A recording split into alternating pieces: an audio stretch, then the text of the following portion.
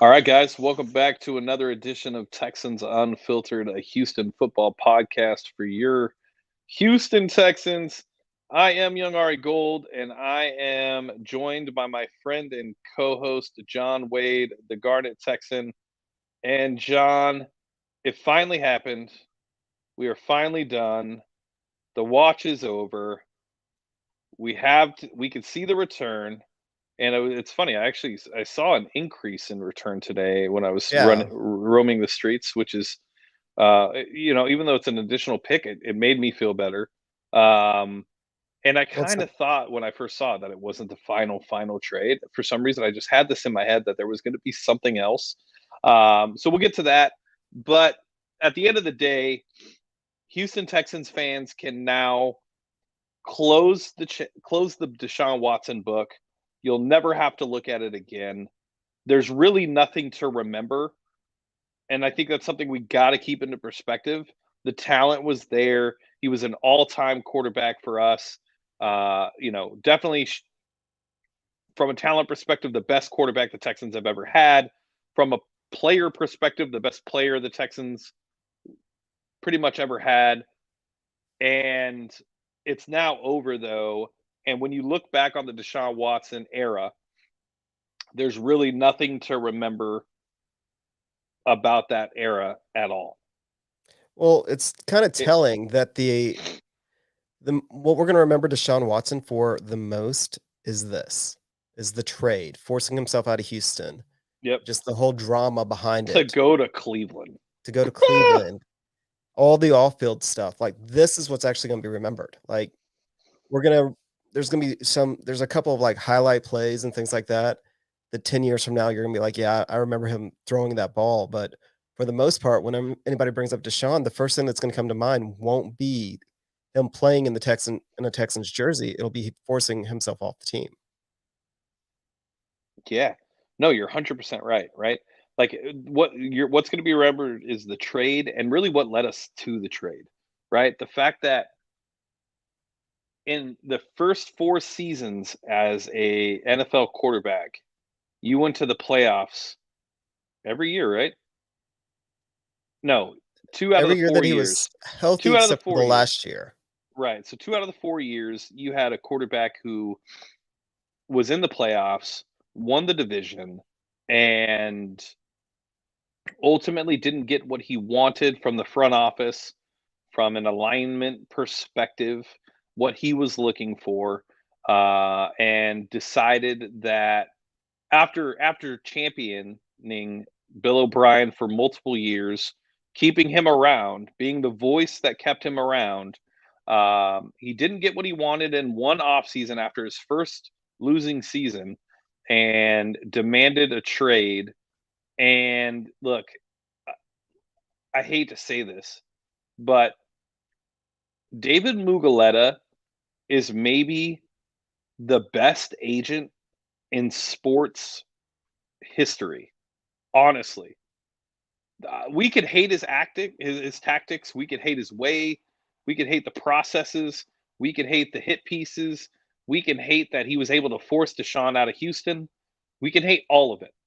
Okay, but at the end of the day, what David Mugoletta pulled off during this entire situation is honestly a master class in negotiation, a master class in flexing power, and a master class in persuasion and just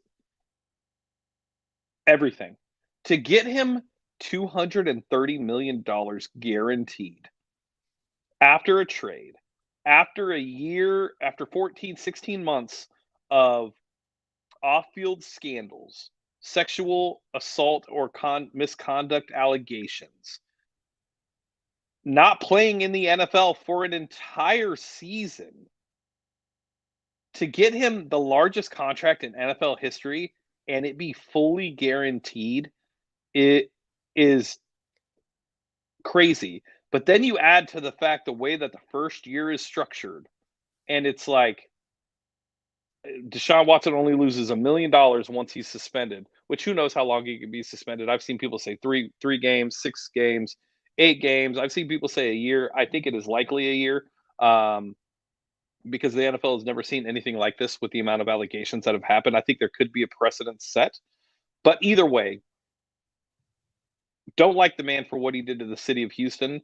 But if I had to hire an agent, there would be no reason for me to not sign to an agent to David Muguleta as my agent.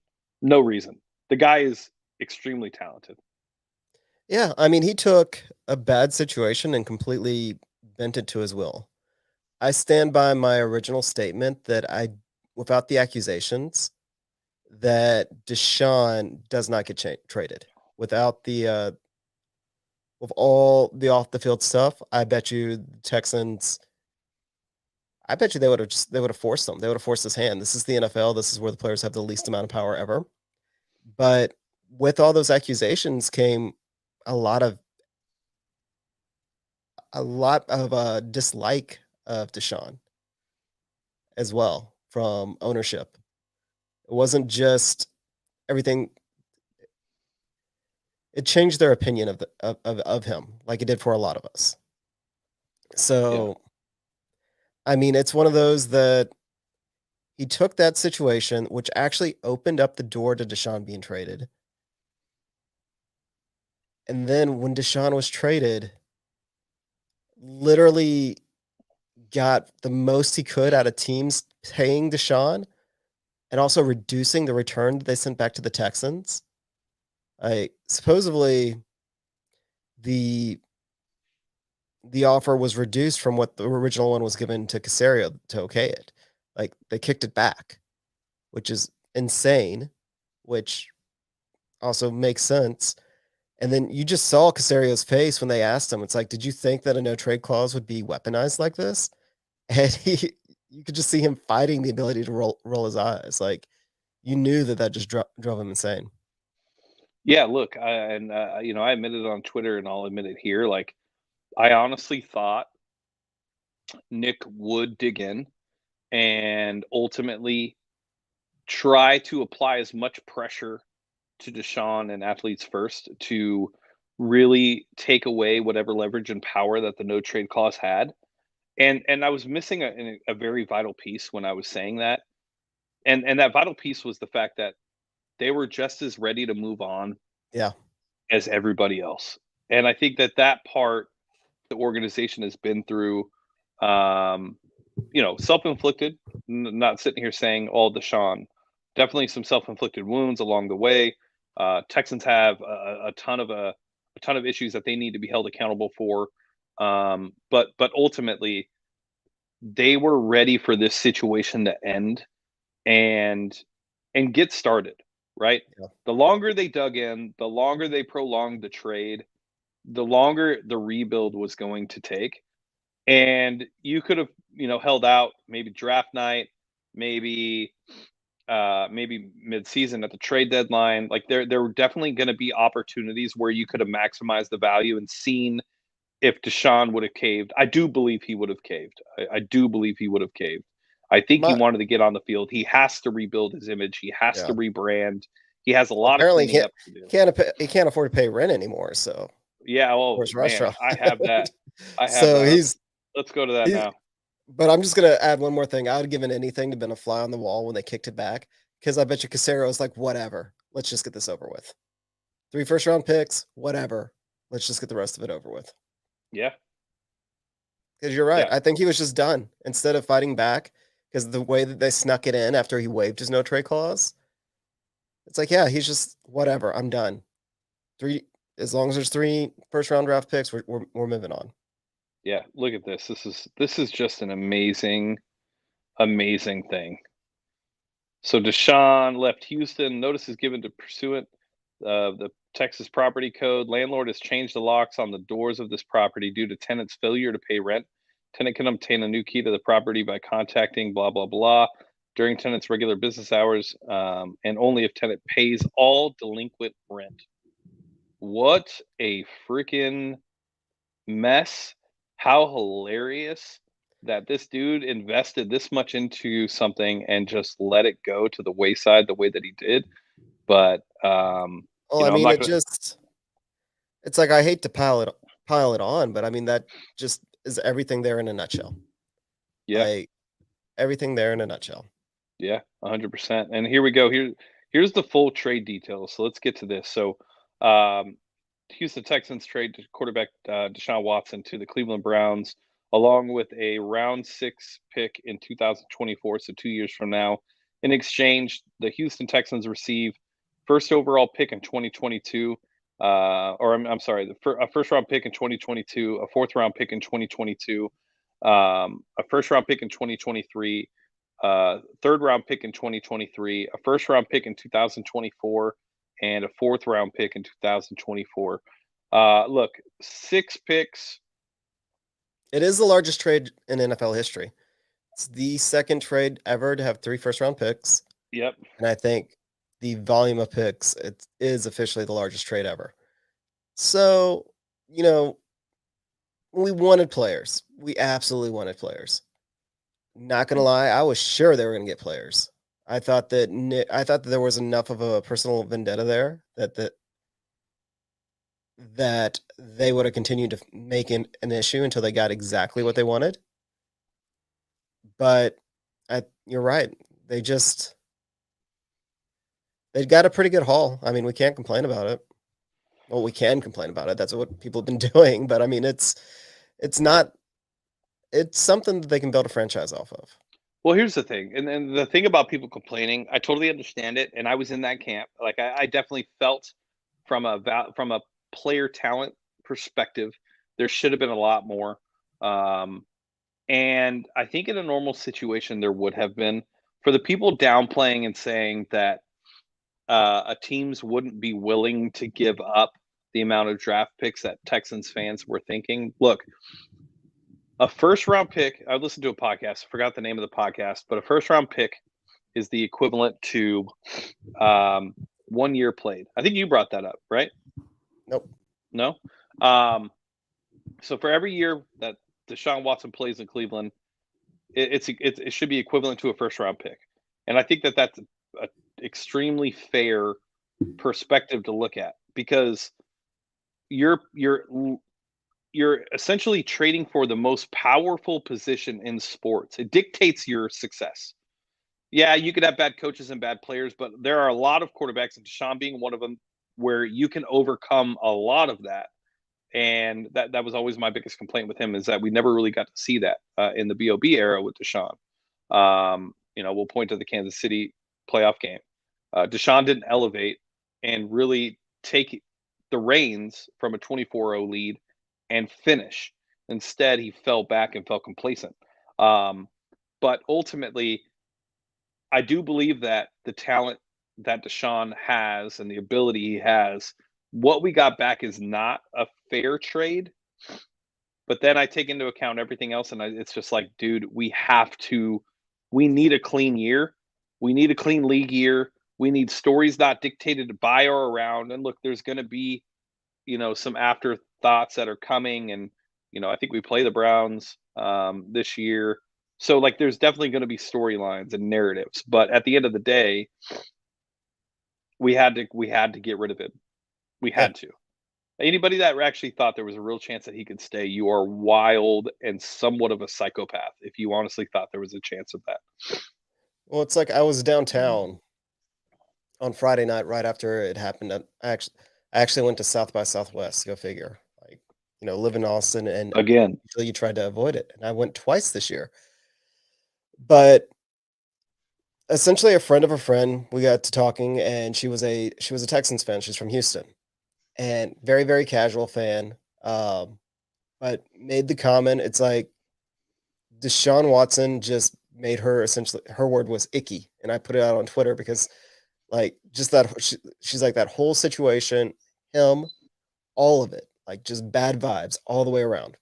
And now it's gone, and we got 3 first-round picks, and we get to move on. And this will probably be the last time that we talk about Deshaun, other than during the Browns game. Like we're not going to compare our situation. We're not going to do it. Like we occasionally did it with JJ, and we occasionally did it with Hop, where we kind of compared their production to the players that replaced them. But definitely not gonna do it with Deshaun just because of the nature of the position. Like, it's not fair to Davis Mills, it's not fair to whatever quarterback comes next.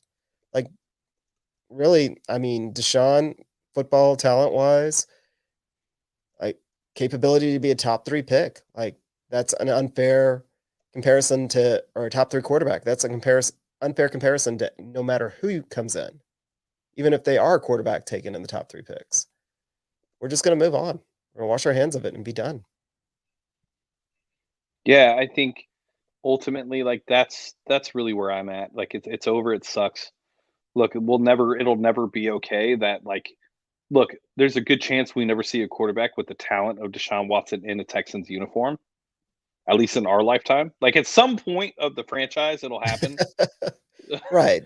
But I mean, there's mathematically, it should, right? If right, if they play for another 100 years? right. But and so the likelihood of us seeing it while Texans Unfiltered is around, very rare. Very, very, very slim chances that that can happen. But so it's always going to suck. It's always going to burn. But at the end of the day, like, there's just no way going around it. Like, the dude quit on an entire city, an entire fan base, an entire franchise. Um, and he should never be welcome here again. The fact, look, he knows 100%. There's a reason why he hasn't put out a letter or anything about the trade. There's been no addressing. There's been no press conference. There's been nothing. Okay, there's a reason for that. And good riddance.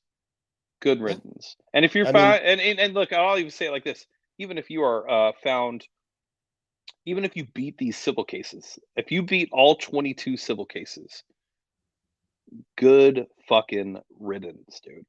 You are still a shit person. Like, you are still a terrible fucking person. So just get the fuck out of the city, go to Cleveland, which, my God, how fucking dumb do you have to be to choose Cleveland over fucking Houston, Texas? Like, that alone, I don't care about their offensive line. From a living perspective, like, look, he had to have chose Cleveland because he knew it was the safest spot for him to not get caught doing anything illegal again. Because, like, why else would you choose Cleveland? I mean, the money, Unless, just the money. That's well, really what I think it came down to is the money. or, and hypothetical here, or he really enjoyed Baker's cheesecake stories and thinks Oh, that he could no. potentially turn into the Cheesecake Bandit 2 when Baker's shipped off to Seattle, pulls up in the Bugatti SUV instead of the Tahoe, and gets some Oh, brain boy. behind the Cheesecake Factory in Cleveland, Ohio. So there's nothing that we should overlook. But that's definitely possible. But no, in all actuality, like, how do you choose Cleveland over Houston? Yeah, money, sure, 230 million. You can live wherever you want. Um, and yeah, you're right, Chris. He said no to the Cardinals because they didn't guarantee year 3 and 4. That's 100% correct. But Carolina, or Carolina, sorry. What did I say? Cardinals. Oh yeah. But at the end of the day, the Texans have the draft capital needed to rebuild. I still think Nick handled this entire situation. Look, I talked about David's masterclass. Um, I honestly believe Nick hosted one as well. He didn't fold under pressure.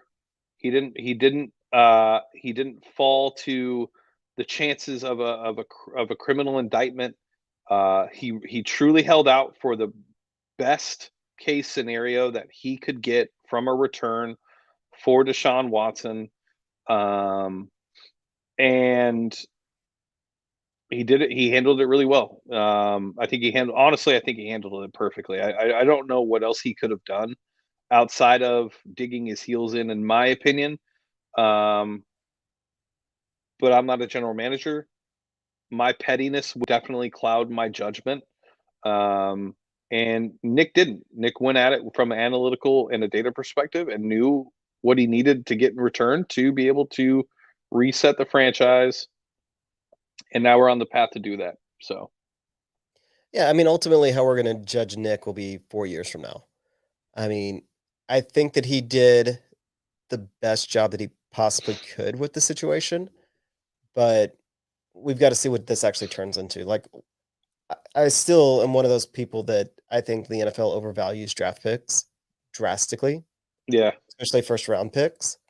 But, you know, if they can turn them into players, if start getting some youth into the team, and next year when we have the most salary cap, I think we have like we'll be number one in the league in salary cap room next year, $100 million. and we'll have one of the largest like percentages of spendable cash ever for an NFL franchise. So if Davis Yeah, Mills is the guy, like we're a year or two, we're about 2 years away from seeing a very, very good Texans team if Mills is the guy. and if Nick can draft well. And Nick continues to draft well. I mean, he Yeah, did fairly well last draft with no picks whatsoever, yeah. but if he's able to turn these higher draft picks into actual something, and I think we're going to end up with even more picks, I think he's going to trade back. I think that I we're think just, 3. I think at the 3, I think somebody's going to fall in love with the quarterback. yep, And they already are. Have you already? I know. I haven't been on Twitter much, but I know Malik Willis is getting a ton of love. I think people are sleeping on Kenny Pickett. Look, Mhm. every year they say that, or not every year, but a lot of years they say this isn't a quarterback friendly draft. They're, this and that, this and that. They find every reason. But at the end of the day, the general managers know that if you don't have one, you're not winning. And they'd rather take a chance on one than not have one at all. So the most interesting situation for me is Philly at fifth at what I think they have 15, 16, and 19. If they are in love with Willis and I think he's better than Hurts, it'd be interesting to see what they're willing to package to be able to move up to 3. Let's say they are able to they give 15 and 19 and maybe a second or a third round pick to move up to that spot. Nick now has 3 first round picks in the 2022 draft. I mean, Carolina at 6, Atlanta at 8. Like there are a ton of teams that need quarterbacks, and I wouldn't be surprised if I mean, not that Indy would want to trade with us, but Indy's likely in the market for a quarterback as well. Washington's in the market for a quarterback. No way that they believe Carson Wentz is truly the answer for long term. So tons of quarterback needy teams. There's a huge it's a buyer's market. I mean a seller's market at this point because there's not a lot right now. Willis and Pickett are the two, and because of where the Texans pick, Jags don't need one. Who's two? Detroit. Detroit. Detroit could take one at 2. Detroit could take one at 2. Detroit is kind I of the wild card. It's gonna there, but then again, Detroit's kind of like us. Like they may not feel pressured to take one this year because golf was fine. Yeah, he was And fine. next year's a better draft for quarterbacks. Like you stick it out one more year of golf. Um, No reason not to. because I mean it's going to be the Lions and it's probably going to be us and a couple other teams in the top 5 again next year. We don't know who the other teams are, but Maybe because this year's a rebuilding year for us. We're going to have so much youth. a hundred There's percent. I But you think just never know. Texans cap threw out there that we could have anywhere between 24 and 28 rookies. Yep. Um, which last year we had 4 rookies. I mean, like this is not this year we need to manage our expectations, but we're going to have players to root for. Like we're going to Yep. have guys that we're incredibly excited to see. We're going to be excited to see Davis's growth. We're going to be beyond excited to see who all these picks turn into, Yep. especially with what Casario's done in the past. But we're probably not going to win a lot of games, but it's going to be better than last year because we have guys to look forward to seeing. Well, yeah, and real quick, Ultra Tough Scene makes a really good point and something honestly I haven't thought about. Browns fans will also accept him more than anywhere else. They are just desperate to win something. And Look, and dude, you are 100% right. some of the 100% right. worst people I've ever met are Browns fans. Yeah, I mean, Like they just I don't know. I dude, honestly can't generalize a fan base, but some of the they best all and some of have the them. worst. They all have Yeah. all of us have terrible fans, but that is a spot on point though by Ultra Tough Scene. Like this franchise has swung and missed multiple times. They've constantly been prior to the last 4 years at the bottom of the league, the laughing stock of the league. They've never been able to get it right. And if Deshaun can bring some consistency and his talents to Cleveland and make them a viable team, that is amazing. Look, as much as I hate Deshaun Watson is a top 5 quarterback in this league, okay? He's up there with the Mahomes, the Herberts, the Burrows. Who else? I'm missing a couple. Is that it? The 3 Mahomes, big ones? Mahomes, Herbert, Burrow are definitely Those the are the top top 3 right 3. now. Aaron And Rodgers, I mean, he's still statistically was up there. Aaron, yep, Aaron. Tom Brady still led the league in Q or in, Josh Allen's up there. replacement. Josh Allen. Let's see. I mean, it's a good time as a fan because there's a Yep. lot of quality quarterbacks. Here's the thing, though. None of those teams have the roster that the Browns have. Yeah. Maybe the Bills, but the Chiefs don't have the roster that Cleveland has. Um, the Chargers don't have the roster that the Browns have.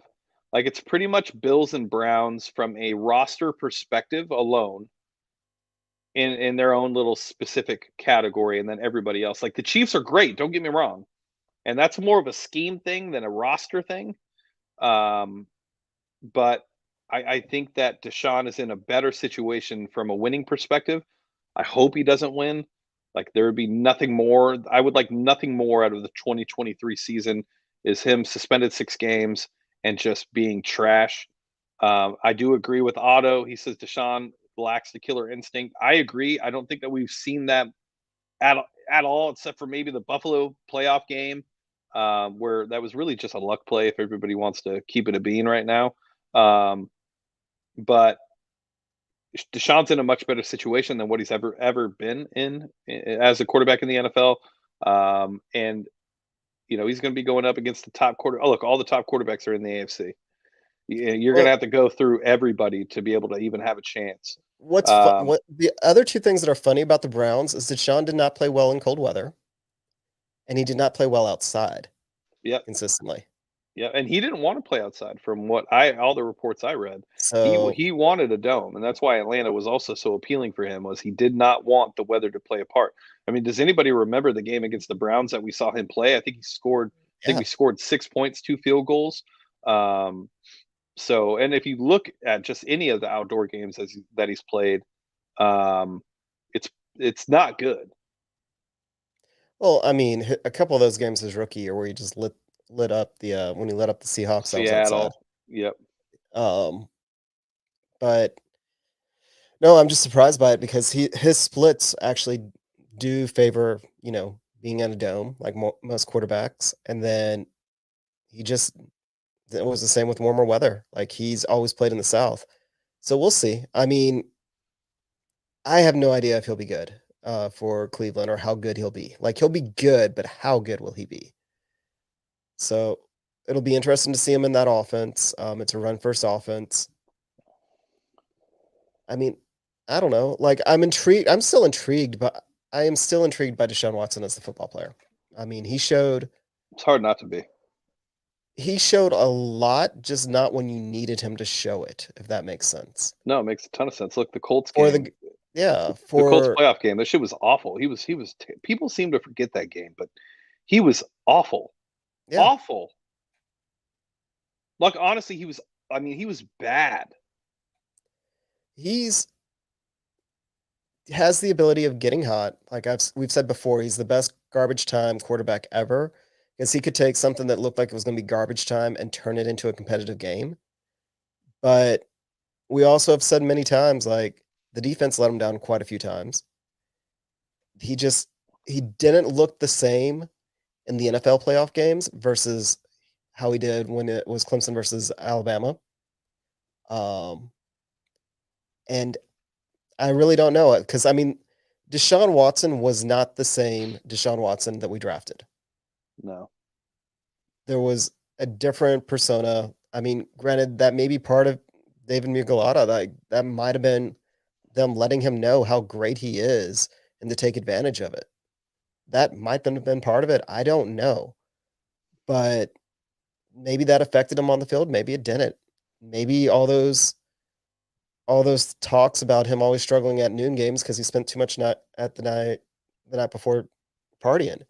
I mean, I know that it was an issue for some players that Deshaun had an entourage at the stadium. Like he was Yep. already getting away. He was getting away with stuff that others were not allowed to get, which to me kind of concerns me because I actually thought the best thing of him coming out of college was he was going to have that killer instinct.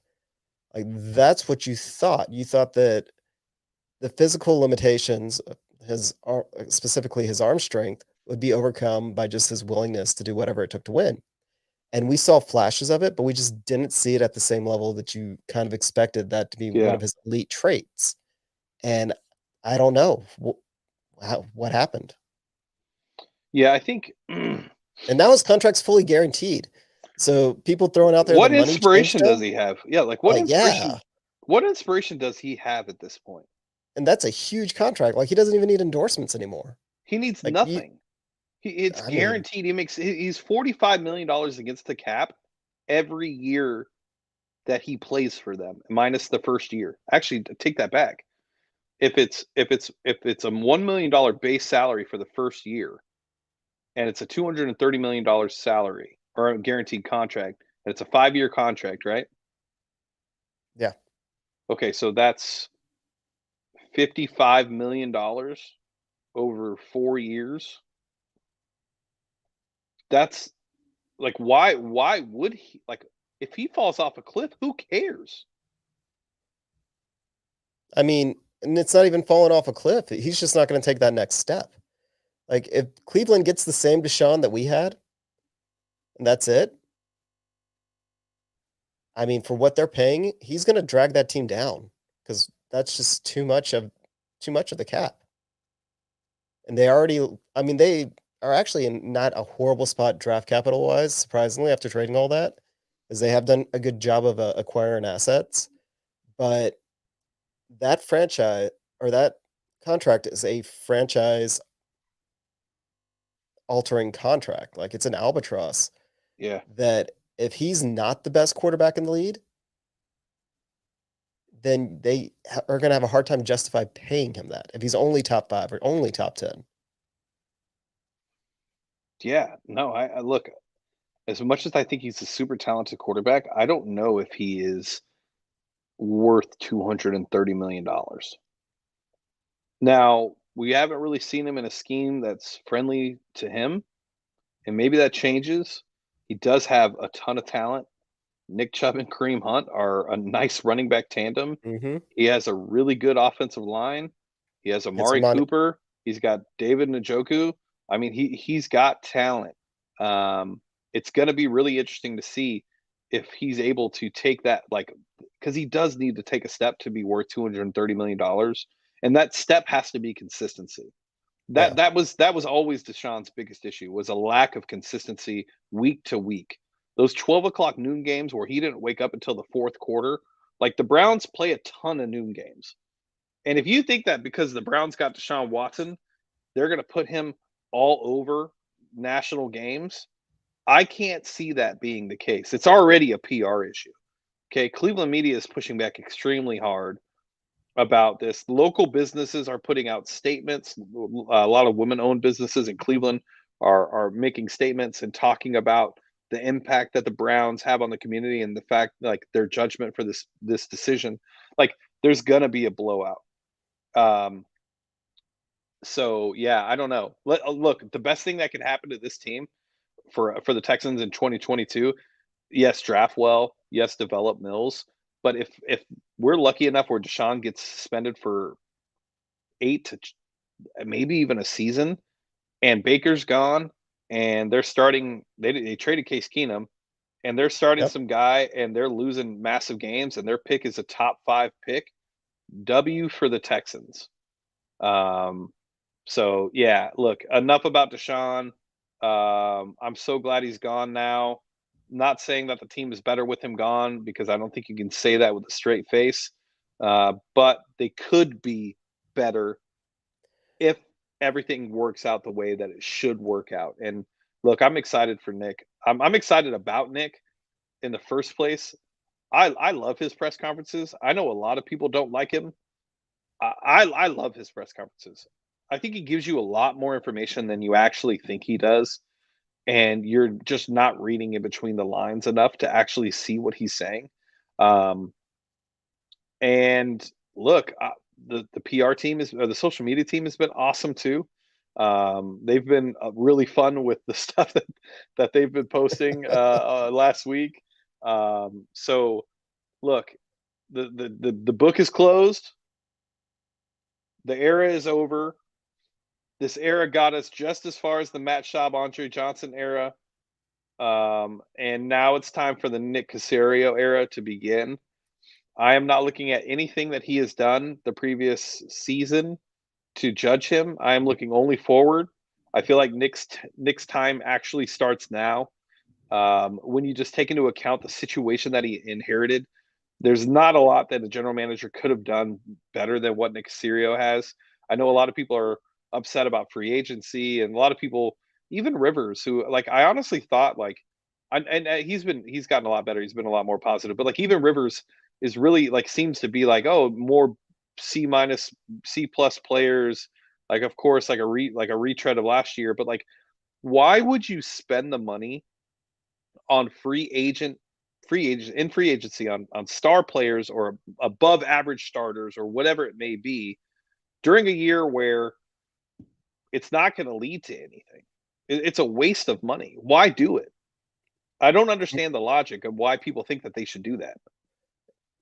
Again, I've said it multiple times over the past 2 years. If you look at pretty much any common sense interpretation of what Nick Caserio needs to do based on the way, having to work with the cap and build up draft. And this was even without me even writing off. I didn't think that we were going to get anything for Watson once the number got up. Because I mean, remember the actual number is closer to 28. It was only 22. Correct.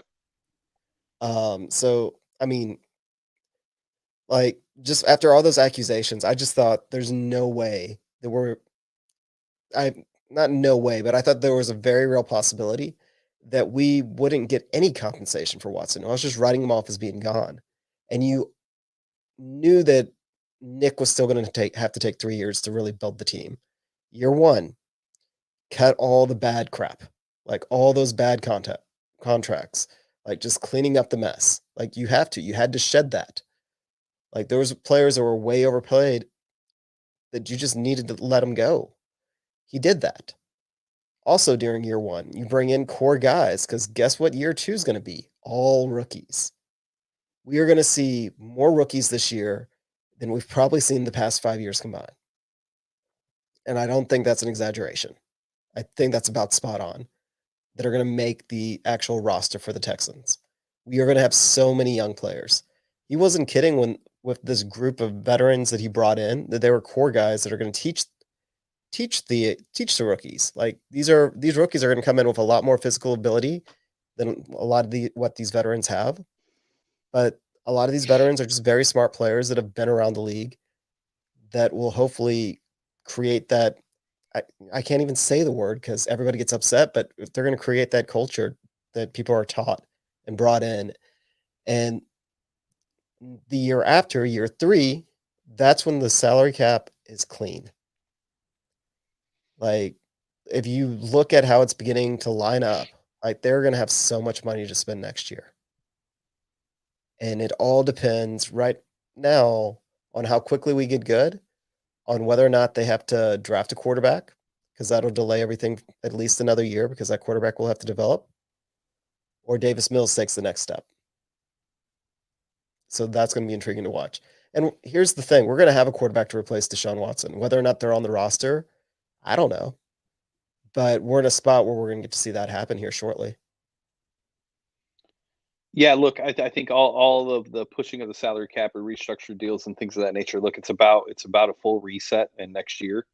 Um, it gives them a ton of room to be able to negotiate. Look, you have players that are going to be up soon.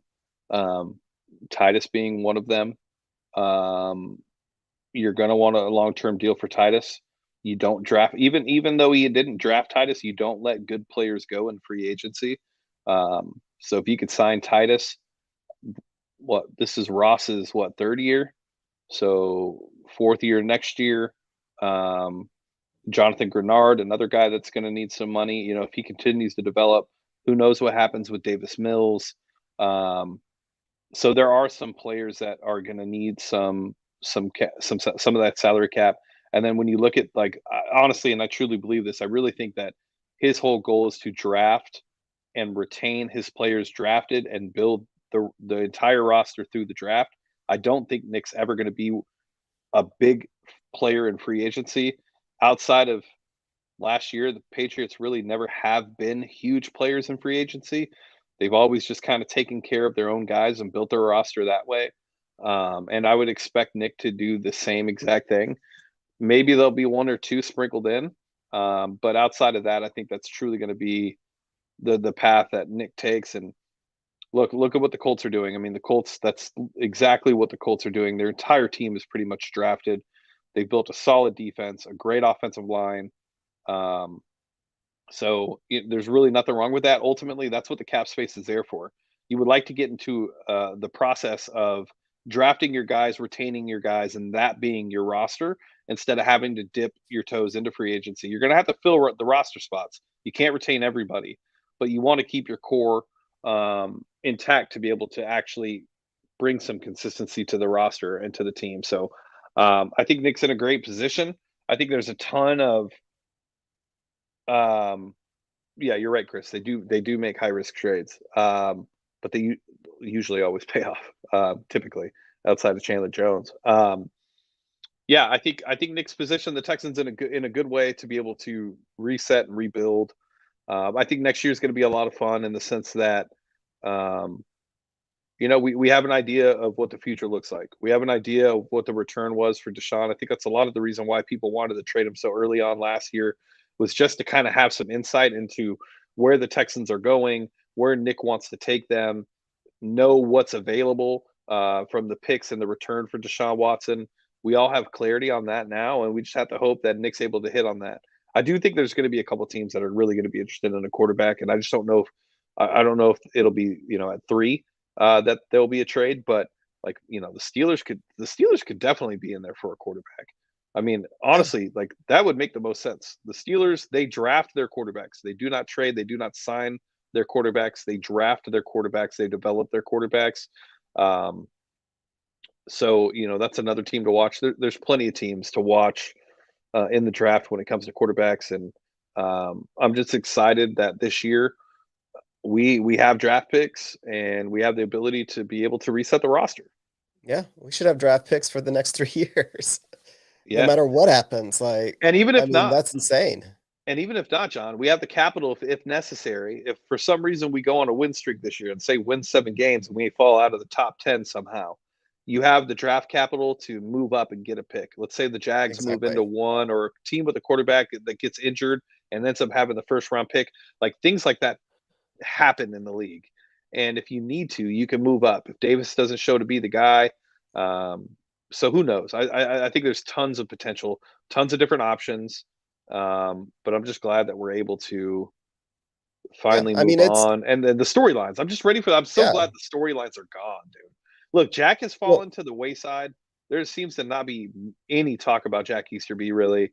Um, it just kind of feels like a whole there's a new little bit. There's organization. Not as much, nowhere yeah, near. I mean, especially here because we've kind of all moved on from it, but when Cleveland fans were trying to defend trading for Deshaun, they were like, "Oh, it's because y'all have a pastor running your team." There's still some national analysts that still bring that up, that they think that's why the trade was because they just haven't been paying attention. But for the most part, it's over. And I mean, I'm excited because we are no longer the bleakest franchise. Like, that's what was just depressing about last year is how everybody said the Texans was hopeless. There was no light at the end of this tunnel. Like they're just going to be in a bad space, and they're in the worst space of any of the franchises, which is just absolutely not true anymore. Yeah. Yeah. Look, I believe Nick is in charge. Um, Sorry, you guys. And Sorry, everybody, about Korea. I know that was a big one, by the way. oh, why do you have to go there, man? I just saw the video Why of him getting off the plane in Minnesota. Forgive me. why do you have to go there? But it's just no, the Falcons are in a bad spot, even though they did just get a third round pick, but they've got no money. Um, but no, it's nice to be over and done with. And if you just take a look and take a step back, the franchise was so badly mismanaged by Bill O'Brien as a GM that I mean, it actually kind of makes sense. Like Deshaun's on a team that would hopefully maximize him, and the Texans now have a future again after giving it up. Like we have so many holes that we need these draft picks. So yeah, I mean, we're not. This is actually one of those big high risk moves that you would make if you were in Madden and it wasn't forced to you, but you have a team that you take over and it's full of holes. So you take your one valuable asset and you turn it into as much as you can. No NFL team would ever do that with a quarterback before, but the Texans were kind of forced to do it. And now it's a hard reset on the franchise. Yeah, yeah, I agree. Um, it's going to be interesting. Like the draft is going to be, for the first time in a couple of years, the draft is going to be a ton of fun. Um, Having two first round picks is just going to be. I really hope that we go just defense. I really hope we go back to the days of having a dominant defense. That was after seeing like after going through the Deshaun situation, banking on a quarterback to get you where you need to go, especially in the AFC now. Like, if you can get back to like those defenses that the Texans had, these top quarterbacks aren't going to be as scary when you're able to have a pass rush and a secondary and some linebackers that can cover. Like, it's just going to be, it would be just be more interesting for me to see that. But obviously, who knows what they're going to do? But just the opportunity to be able to, I really want to see a defense again. I loved when we had a great defense. I thought that the team was extremely fun. I know we had a rotating door of quarterbacks at the time, but you could count on that defense week in, week out. Well, it wasn't just the defense. We actually had depth everywhere on the team. We had a solid offensive line. I mean, when Arian Foster was healthy, and remember when Hop came in and just replaced Andre Johnson like it was nothing, like just lined him up. Well, I yeah, but mean, I mean, it's just getting past the back to Arian, the like past the Arian years, like that yeah, gap between Arian and Deshaun, where you just even the Brock year, right? yeah. Like Oh that yeah, year, that defense was insane. the defense was great, right? Yeah, And that would be amazing. Or grabbing like N'Kobe Dean or Sauce Gardner or Kavion or the defensive end from Penn State. Like there are some players that are extremely interesting. Kyle Hamilton would be extremely interesting. Like there are so many different players that can really bring something to this team that they're missing. And I would love to have a top corner. I'm not going to sit here and like lie. Like I'd totally be fine if we took Sauce Gardner at 3 and we didn't trade back. Jordan Davis is another guy I like. Like taking a corner at 3. I know it's not like something that you do normally, but look, if you love the player and think he can be that lockdown corner on that left side, like you have the 13th pick overall, like go ahead and grab that corner that you're gonna have to take care of one side of the field. Like at this point, I really don't care. It's just exciting to be able to actually have an off season where I can do mock drafts in the mock draft simulator and actually have an understanding of like what players could potentially be added to this team instead of all right, let's wait all the way until the third round. Like doing you those know? draft simulators last year with no first or second was just not as fun. No, I mean, it sucks because first off, you're like, I barely know these players at that point. Right. You're over 100 prospects in, and I mean, God bless like Jordan, and there's a lot of others that are able to retain that much information, Oh my God. Yeah. but I can't remember 100 prospects the way that I used to, not in detail. No. And, only having to worry about, I don't know, 100 this year and being able to enjoy that part, that that's That's gonna be a lot more fun. Yeah, And, and don't forget about the you know, draft party, we're John. yeah, I'm not. April 28th, April 29th, 2 We're days in gonna we're gonna Houston at do Kobo's Q. yeah, we're gonna do Thursday, Friday. Are we saying And Saturday morning? I probably won't be able to, but I have Jordan flying down to do the live draft coverage with Oh, us nice. at Kobo's. Nice. I've been talking to him about it, so it'll be fun to have Jordan at Kobo's Q. Kind of being basically the way I envision it, I kind of see him as our Mel Kiper. We'll be able to announce the picks, have the conversations, and then We'll set up, kick it over to Jordan. we'll set up a phone on a tripod somewhere. Right, kick it over to Jordan, and then Jordan breaks down the draft pick. So it should be a ton of fun. Make sure you guys save the date. First night of the draft, second night of the draft at Kobo's Q. Me, John, and Texans Thoughts. We'll be there to do the draft. So um, yeah, man, I guess that's really about it. I mean, we got a whole off season to talk about draft and everything else, but ultimately, Yeah, I guess maybe next week we'll start talking about the free agents that we signed. Not that they're that exciting. Let's be the honest. the pass rusher from the Rams is pretty exciting. Yeah, I mean he's a dedicated pass rusher, a specialist. I mean he's a good depth signing. Like he's a solid signing, but He's better than Jacob what? Martin. Yeah, he is. So we just got to get that No, interior of the offensive line fixed. Like ultimately, like that would be the best thing for me. I do think AJ Can is a very interesting signee. if 7 years, if he's healthy. Like I mean, he's a Gamecock, so I know him very well. If he's healthy, yeah, if we can get Marlon Mack at a Nathan Gurecki, if we get yep, Marlon yep. Mack at a reasonable contract, because I again don't believe in paying running backs, but especially when we have as many draft picks, because there's a couple of draft running backs that look like they'd be fun. Yeah, Marlon Mack would be great. Honestly, even if it's like a 1 year, like $5 million deal, I'm good. Like I think Yeah, it'd be or a 2 year, $10 million deal. Like I think it'd be interesting to see a young, dynamic running back look good after his injury.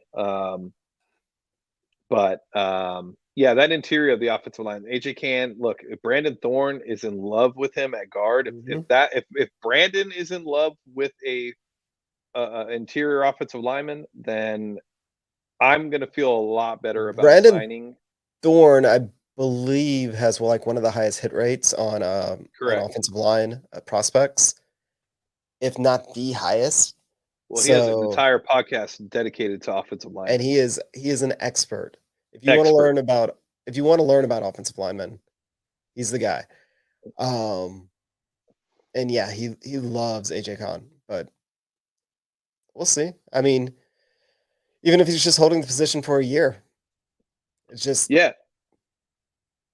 we got to see. I Well, mean, I the mean, what? complaint out of Jacksonville, was he wasn't playing with any more power this past year. Like he just didn't. He might have been playing hurt, which that makes sense. But also, like, are we really gonna judge like a Jag that's been good for them prior to this season in a year where Urban Meyer was the head coach, terrible coaching staff, like fired head coach, like quarterback didn't play well, the roster was awful. Like, can you really like put a ton of that on AJ Can? And he only played 4 games, so Yeah. No, again, I think anybody from Jacksonville this past year almost deserves a uh, a mulligan because the stories that just continue to come out about Urban Meyer, the oh my fact god, that he may be the worst NFL coaching hire ever. ever. And I'm right with y'all, Greg and Defon's.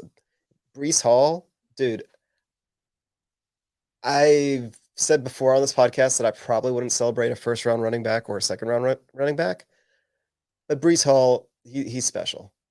Kenneth I'd be pretty Walker is happy. my guy, Kenneth Walker, okay, he's not bad either. and Isaiah Spiller. I like them both. Mhm. But Brees Hall has just got his athleticism is just off the charts. I wouldn't mind him at that if he's there in the second round at pick 3. If I'm you get down. Kenneth Walker in the third round, probably a better value than Brees Hall in the first or the second. But You can't take a running back at 13. You just can't. Yeah, you can't. You can't. But can you? No, No, you you can't. can't. You You can't. can't. Not this team. This team needs too much. Yeah, because running backs only last for about 4 years, no matter how Yeah. good they are. Yeah. So, well, cool. Well, awesome. All right, guys. Well, I hope you guys appreciated the show tonight. Glad we were able to get to it. I think we're back fully. Might take a week off here and there after the draft, but just because that long season, that off season drought from after the draft on until training camp is a bit much. But we got to It's a get back little to the brittle. position. We got to get back to the position group reviews that we used to do when heading into OTAs and training camps. That was like Yeah. a fan favorite segment where we would break down the position groups and talk about them. We Well, I definitely mean, got to last year we were just last year was just tough. Last year was just for like tough. anybody that covered the Yeah, Texans. Yeah. so this year there's optimism again. We've got potentially a quarterback. We've got a lot of youth coming on. Like, this year's gonna be a lot more fun. I think, like, the post-draft breakdown, we're not even gonna be able to do that in one episode. No. There's gonna be so many new players. Yeah. Yeah. How like could you imagine if Davis Mills really does take like that next step in his development though? Like imagine if he has a Herbert type year. I mean, he doesn't even have to have a Herbert type But year. no, I'm not saying he I does. I'm mean just saying imagine if he does is all I'm I saying. mean, I that dude. That if Davis Mills is the quarterback, and there's way too many ifs, but if he's first off, Davis Mills has all the physical traits to be a very good quarterback in the NFL. It's all about mental processing. And I mean, he got better as he played. So I don't wanna jinx him. Like, Davis Mills is a better thrower than Burrow. Better he has a better arm. Yeah, better arm. I didn't say he was more accurate. I said he's a better thrower, so better arm. Maybe. Yeah, easily. I'm not gonna Burrow say wins in easily. Burrow wins in spite of his arm. But compare just go watch a little bit of the tape. Like, I have. Burrow's awesome. Like, I don't I'm not putting Burrow down, but Davis Mills has a significantly better arm than Joe Burrow. Now, is he on but he's not on the Mahomes level, but I mean, Burrow wins with anticipation, and Davis Mills shows glimpses of having that same timing and anticipation that Burrow does. So we'll see. Yeah.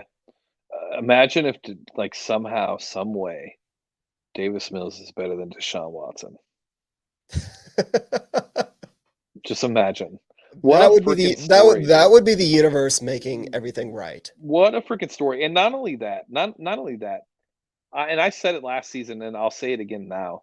The amount of love that Davis Mills gets from national guys is Mhm. extremely intriguing to me.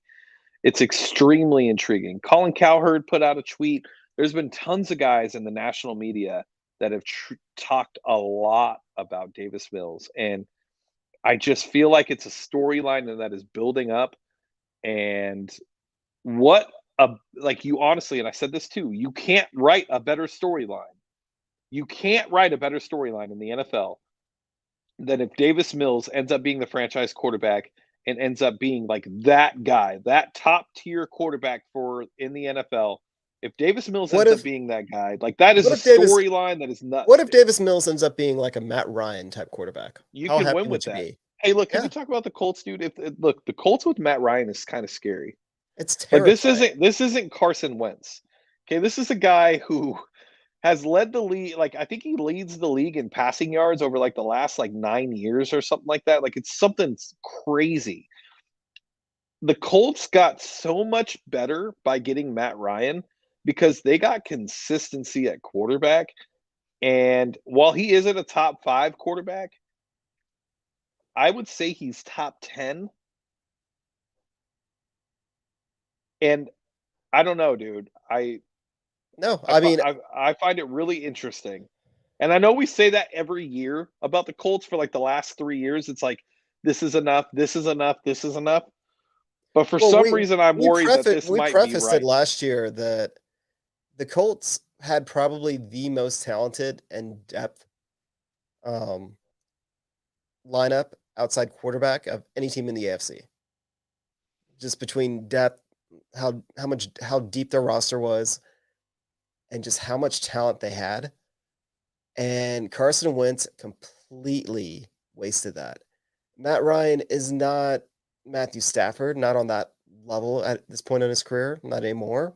But still, they Matt Ryan will unlock Taylor in a way that's going to be pretty interesting. Just because they're going to be able to run more pro style, more pro formations. I think that Jonathan Taylor, I think he averaged like almost 6 yards per carry from under center versus out of the shotgun. So like there was he's a significant more efficient runner, and he was already unreal with how efficient he was last year. And Matt Ryan's not going to do the stupid stuff that Wentz did. So yeah, the Or Colts that are going to be Phillip good. did. Or that Or the Phillip did. Philip did. Or the Philip did. You're right. Yeah. Yeah, the Colts are going to be interesting. All right. All right, guys. Well, with that being said, I think that we'll wrap it up here. Thank you guys for tuning in. Appreciate all the love and support. Tell a friend about the Texans Unfiltered. 5 years running, longest Texans podcast in the history of Texans podcasts.